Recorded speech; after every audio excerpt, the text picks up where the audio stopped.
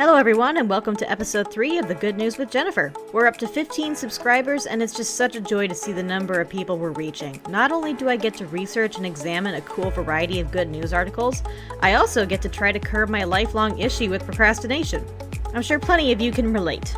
Of course, it's not always a perfect battle because as I finish this, it's currently Wednesday, the publishing date. Unfortunately, this week has been a little crazier than normal, and it's been difficult to sit down and just focus.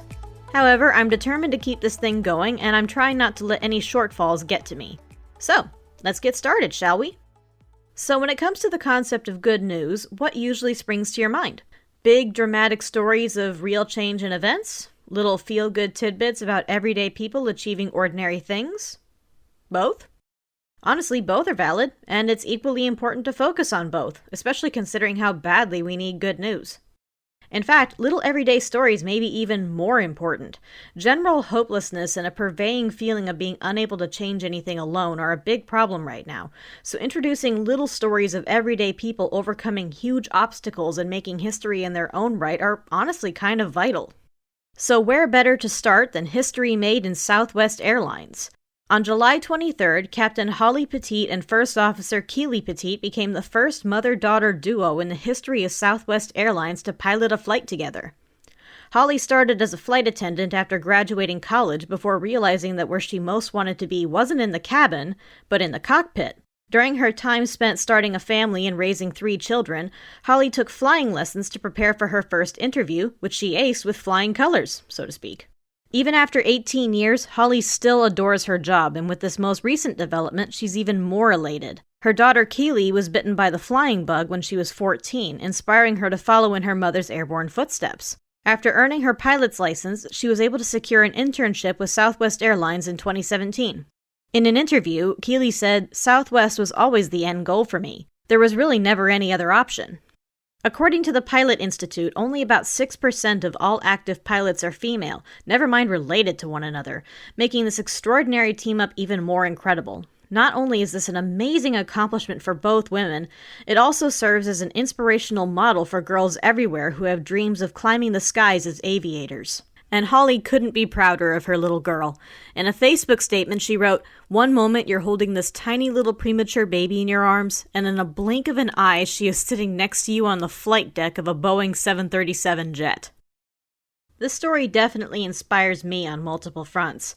Anyone who knows me can tell you that I'm only just now beginning to get over a fear of flying that developed after a sudden panic attack while flying alone nearly a decade ago.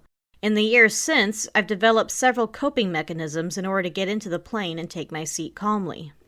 Firstly, I remind myself that for the staff working on the flight, this is just their 9 to 5. They do this every day, and they want to get home just as much as I do. Secondly, I remember that in a worst-case scenario, I can always ask the flight attendants if I can speak with the pilots before takeoff to ease my anxieties. This is something every nervous flyer should be aware of. The pilots are usually very welcoming and willing to talk to anxious passengers and reassure them of their impending safe journey. On the occasion I did this, I wore my pajamas on board, and the first thing the co-pilot said was, "You look comfy. You're a girl who knows how to travel." The pilots assured me of the extensive training they had to undergo and how they want to land safely as much as I did. It's partially thanks to the conversation I had with them that I'm able to fly as well as I do today. And honestly, if I ever got the chance to fly under the helm of Holly and Keely Petite, I have no doubt I'd be in for a smooth and enjoyable flight under such competent professionals. Now then, on to our next feature. One big topic on everyone's mind is the plight of our coral reefs, those immense and beautiful structures creeping along the shallows of the warm tropics around the world. Home to thousands of unique and gorgeous species, these massive and complex creations are an integral part of sea life. In particular, the Great Barrier Reef off the coast of Australia is regarded as one of the 7 wonders of the world, and it's not hard to see why. It's easily the largest coral reef system on the planet, spanning a whopping 133,000 square miles, or roughly 1,429 miles, nearly 2/3 the length of the Queensland coast. 36 years ago, the Australian Institute of Marine Science began monitoring the progress and structure of the massive reef. As the years progressed, the scientists took note that the corals had begun to bleach, turning chalky white as they began dying out. The colors of the reefs are caused by microscopic algae called zooxanthellae, which exist in a mutually beneficial relationship with the coral. Connections were made to the changing climate being a major damaging factor. If the water becomes too warm, or if pollution or sunlight become too damaging, the coral begins to drive out the zooxanthellae, which causes the coral to turn bright white. The longer the algae stay away, the more the coral will die, depriving countless species of food, shelter, and oxygen. Naturally, this was of great concern to professionals in the field, raising alarming possibilities if the reefs should die out. Between the years of 2014 and 2017, roughly 75% of the Earth's reef systems endured enough heat stress to begin the bleaching process, which led to 30% dying out. However, it doesn't seem as though the corals are ready to quit just yet. As of 2021 through 2022, recent inspections of the reef have shown that the coral covering appears to be making a comeback. The Institute's annual summary report showed an increase of coral cover totaling around 7 to 9% in a few different areas of the reef. 87 different reefs were examined.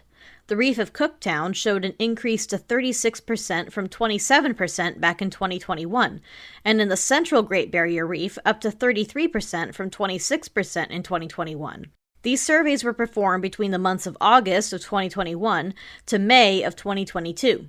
The average coral cover is still down by about 4%, but the Institute's CEO, Dr. Paul Hardesty, remained cautiously optimistic, stating that the increased bleaching events are troubling, but that the reef can recover and survive. Coral importance isn't just for fish. The reefs are also vital for us as well. Not only do they provide necessary support for food chains, which include our commercial fish stocks, but they also provide billions of dollars in ecotourism every year, supporting thousands of jobs and boosting the economic health wherever they're found. And as climate change alters the weather patterns around the world, creating more and more storm systems, reefs provide critical protection from tidal surges and waves, shielding coastal communities from the brunt of the ocean's fury. The fact that the coral is fighting to recover is definitely a good thing, but it can only continue to restore itself so long as we keep trying to move into a brighter and cleaner future. Now onto the trivia section. Did you know that deep in our solar system, there is a planet where it rains glass sideways?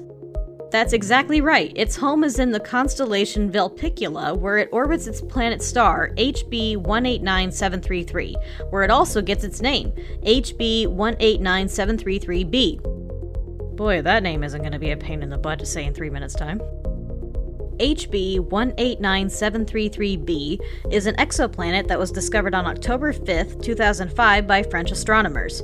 It's located a mere 63 light-years away from Earth and is a brilliant blue gas giant where the temperatures consistently reach a balmy 1700 degrees Fahrenheit, or 930 degrees Celsius. This is because it's situated distressingly close to its sun. Due to its size and conditions, it's referred to as a hot Jupiter type of planet due to the close proximity to the star and its rough size. It's also known as a daredevil planet because its orbit is so tight to its star, it risks being swallowed by that star. But that is not what makes this planet special here. No, HB 189733b is so close to its sun that it actually rains molten glass sideways. Winds at speeds clocking in around 5,400 miles per hour, whipping the silicate-rich clouds of gas into a chaotic frenzy. So in other words, the cobalt color of the planet comes not from sublimely blue oceans like on Earth, but from the never-ending hellish global hurricanes that terrorize this planet's atmosphere on a daily basis. Finally, it's time for something to look forward to. It's a little bit early, but I just stumbled across this and figured now is as good a time as any to start raising awareness. October 11th is National Coming Out Day, an important day which commemorates and honors the bravery of those who come out as members of the LGBTQ+ community. It takes a lot of courage to go against society's norms, but nothing good was ever accomplished by sitting and waiting, and this day reminds the world that gay and lesbian rights are also human rights, and that equality matters. Whether you're an adult who found the courage to reveal your true self later in life, or a young person embracing the more welcoming times we live in, all are included and all voices are encouraged to speak up. Our voices matter, whether we identify as part of the group or cheer from the sidelines as they fight for the rights to be who they are and live their lives how they see fit. You can learn more about this day at the Human Rights Campaign website, and I've included a link you can browse at your leisure. And that wraps it up today. Again, I apologize for the lateness of the article. I had a few hiccups along the way, and I gotta be honest, Animal Crossing is pretty distracting. But come on, I just got one of my dream villagers, Shino. How could I not be excited? Anyway, I want to thank you for listening once more. As always, your support means the world to me, and I'm looking forward to each new episode and seeing the channel grow. We're already doing better than I ever expected, and I hope to keep rewarding your patience with more positive and engaging content to lift your spirits. Again, we're always on the hunt for good news stories, anything from world events to local events to personal stories of growth and more. If you have an idea for a story you'd like to see, or if you have a personal story you'd like to share, you can email me at thegoodnewswithjennifer@gmail.com. That concludes today's episode, and remember, there's always a reason to be hopeful.